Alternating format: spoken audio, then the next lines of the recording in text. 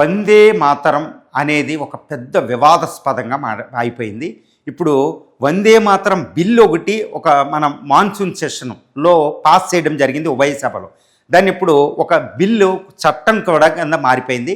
కాబట్టి ఇప్పటి నుంచి 6 స్టాంజాస్ అంటే 6 చరణాలని తప్పనిసరిగా మ్యాండేటరీలీ ఎవ్రీబడి మస్ట్ సింగ్. ఎవ్రీబడి అంటే అందరూ పాడాల్సిందే. దాన్ని అవమానిస్తే 3 సంవత్సరాల జైలు శిక్ష.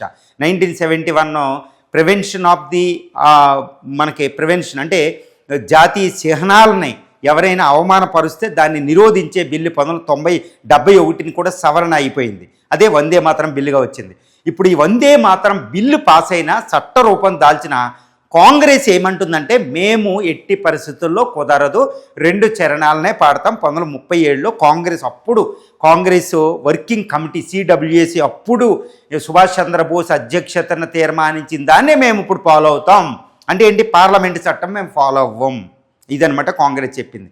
ఒక వివాదం ఎందుకు కాంగ్రెస్ ఇంత ధైర్యంగా ఇది వందే మాత్రం చట్టాన్నే ఫాలో అవ్వమని చెప్తుంది అంటే ఏంటి, బీజేపీకి ఏమైనా ట్రాప్ ఉందా అంటే ఎస్ అండి. ఇప్పుడు కొన్ని కారణాలు మనం చూస్తే ఈ యొక్క వందే మాత్రం చట్టాన్ని తెచ్చి 2 స్టాంజెస్ బదులు 6 చరణాలని పాడడం అనేది విషయం వల్ల బీజేపీ ఎంతో మైలేజ్ చూసుకుంది, ఏదో ప్రయోజనం చూసుకుంది. కానీ యాక్చువల్గా ఈ వందే మాత్రం చట్టమే ఒక ట్రాప్ అయిపోయిందా బీజేపీకి అనేది కూడా మనం చెప్పొచ్చు. ఎందుకంటే కాంగ్రెస్ అంత ధైర్యంగా వ్యవహరిస్తుంది అంటే బీజేపీకి ఇదే వందే మాత్రం ట్రాప్లో పడిపోయిందా బీజేపీ అంటే అనడానికి కొన్ని కారణాలు కూడా ఉన్నాయి. అందుకే కాంగ్రెస్ ఇంత ధైర్యంగా మేము 1937 సిడబ్ల్యూఎస్సి తీర్మానాన్నే ఫాలో అవుతాం, 2 చరణాలే పాడతాం, మీకు దిక్కున్నాకాడ చెప్పుకోండి, మేము ఎట్టి పరిస్థితుల్లో పార్లమెంటు చట్టం మాకు వద్దని.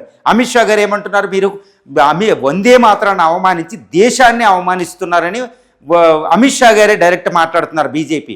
కానీ కాంగ్రెస్ ఏంటంటే ధైర్యంగా ఇంకా ఇంకా ఇంకా ముందుకెళ్ళిపోతుంది. మరి ఏంటి, ఏ ట్రాప్లో ఎవరు పడుతున్నారు ట్రాప్లో? ఇది కాంగ్రెస్కి నష్టమా బీజేపీకి నష్టమా?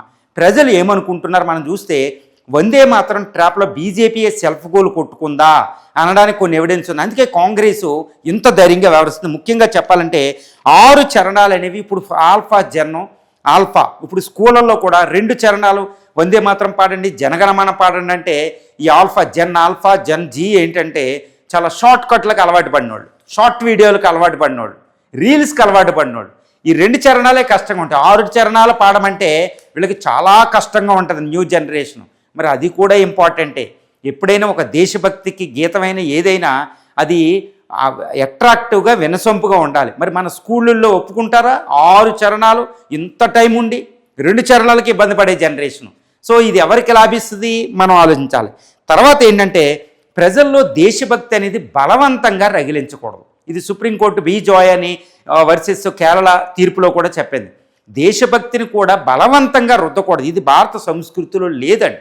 ఏదైనా మాతృప్రేమైనా పితృప్రేమైనా గురువుల మీద ప్రేమైనా దేశభక్తి అయినా రగిలించడానికి కావలసిన వసతులు మన దగ్గర ఉన్నాయి. వేదాలు, మతాలు, ఇవి రామాయణాలు, ఇవన్నీ ఉన్నాయి. కాబట్టి దీనికి దేశభక్తిని రగిలించడం బలవంతం అంటే మరి మన భారతీయులు ఒప్పుకుంటారా? అది చూడాలి. యాక్చువల్గా ఇది దేశభక్తిని రగిలించడం తప్పకుండా చేయాలనేది కూడా చట్టం చెప్పదు మనకి.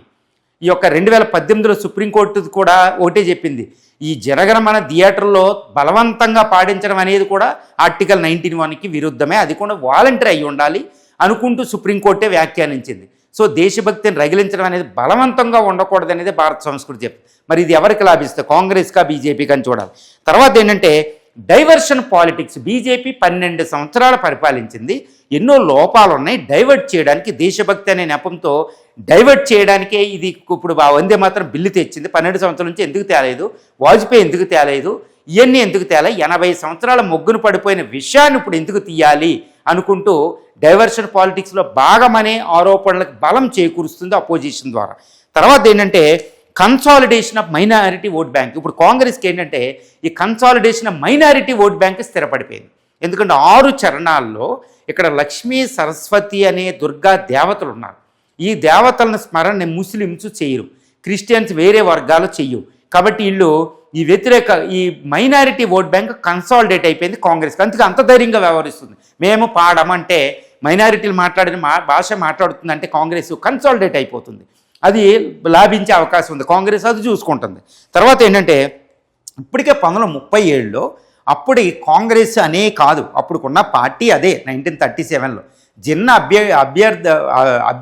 అబ్జెక్షన్ చేశాడు అని అప్పటి కాంగ్రెస్ అధ్యక్షుడు సుభాష్ చంద్రబోసు పటేల్ కూడా, పటేల్ వీళ్ళిద్దరిని బీజేపీ కూడా కీర్తిస్తూ ఉంటుంది.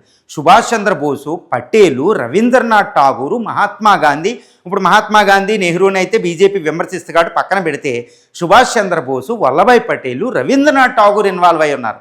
వాళ్ళు నిర్ణయించిన దాన్ని మనం ఇప్పుడు 1950లో ఏమైంది, రాజ్యాంగ పరిషత్తుని వాళ్ళ నిర్ణయాన్ని కాదనే హక్కు ఎవరికి ఉండదు. రాజ్యాంగ పరిషత్తు డాక్టర్ బాబు రాజేంద్ర ప్రసాద్ గారు ఆధ్వర్యంలో, తర్వాత అంబేద్కర్ ఆధ్వర్యంలో దాన్ని నిర్ణయించడం జరిగింది 2 చరణాలని. మరి ఒక పక్కన రాజ్యాంగ పరిషత్తు, ఒక పక్కన సిడబ్ల్యూఎస్, సుభాష్ చంద్రబోస్, వల్లభాయ్ పటేల్, రవీంద్రనాథ్ ఠాగూర్లు నిర్ణయించిన దాన్ని 80 సంవత్సరాల తర్వాత, అంటే 1937 నుంచి 90 సంవత్సరాలు తర్వాత, 1950 నుంచి 80 సంవత్సరాల తర్వాత మరుగుపడిన ఒక విషయాన్ని మళ్ళీ బయటికి తీయడం వెనకాల బీజేపీకి ఏంటి అనే క్వశ్చన్ వచ్చింది. అంటే ఏంటి, హిందూ రాజ్యం, సెక్యులర్ అనేది లేకుండా చేయడం. కాబట్టి ఇది ఇప్పుడు అవసరమా, దేశానికి ఇన్ని సమస్యలు ఉన్నప్పుడు ఇది అవసరమా, దేశభక్తి వందే మాత్రం మనం పాడుకుంటున్నాం, వందే మాత్రం ఒక్కసారన్నా చాలు, దీనికి 6 చరణాలు పాడాలా. కాబట్టి ఇది బీజేపీయే సెల్ఫ్ గోల్ కొట్టుకున్నట్టయింది ఈ ఒక్క విషయంలో. ఎందుకంటే అందులో సుభాష్ చంద్రబోసు, వల్లభాయ్ పటేలు లాంటి రవీంద్రనాథ్ ఠాగూర్ ఇన్వాల్వ్ అయి ఉన్నారు. కాబట్టి వాళ్ళు నిర్ణయించింది, రాజ్యాంగ పరిషత్ నిర్వహించింది. కాబట్టి ఇది బీజేపీకి సెల్ఫ్ గోల్ అవబోతుంది.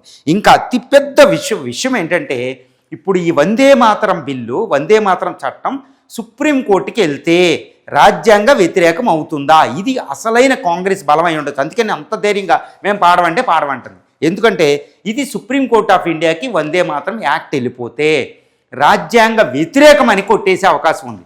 అది వాలంటరీ, ఇష్టం వచ్చిన వాళ్ళు పాడతారు, లేకపోతే లేదు బలవంతం చేయొద్దని తీర్పిచ్చేసే అవకాశం ఉంది. ఎందుకంటే ఆర్టికల్ 25 మనకేంటంటే, అందరూ ఇప్పుడు ప్రియాంబుల్లో కాంగ్రెస్ పెట్టింది కదా అంటారు, ఏది సెక్యులరిజం అనే వర్డ్.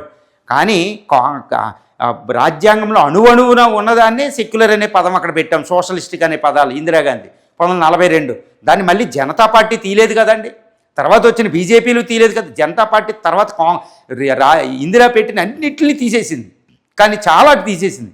కానీ సోషలిస్ట్, సెక్యులర్ అనే పదాలు తీయలేదు, మనం గుర్తుపెట్టుకోవాలి మొరార్జీ దేశాయ్ గవర్నమెంట్. కాబట్టి ఎందుకంటే సెక్యులర్ అనే పదం మనకు ఆర్టికల్ 25 to 28 ఉంది, ఫ్రీడమ్ ఆఫ్ రిలీజియన్, మత స్వాతంత్ర హక్కు. ఈ మత స్వాతంత్ర హక్కు ఆర్టికల్ 25 ప్రకారం ఫ్రీడమ్ ఆఫ్ కాన్సైన్స్, అంతరాత్మ ప్రబోధానుసారం మతాన్ని స్వీకరించవచ్చు, బలవంతంగా కాదు స్వీకరించవచ్చు, ఫాలో అవ్వచ్చు, ప్రచారం కూడా చేసుకోవచ్చు. మరి దానికి ఎగినిస్ట్ కదండి ఈ ఆర్టికల్ 25కి. వందే మాతరం బిల్లో దుర్గాదేవిని స్మరించండి, సరస్వతిని సంబోధించండి అని అన్ని మతాలకి చెప్పడం అంటే ఆర్టికల్ 25కి విరుద్ధం అవుతుంది.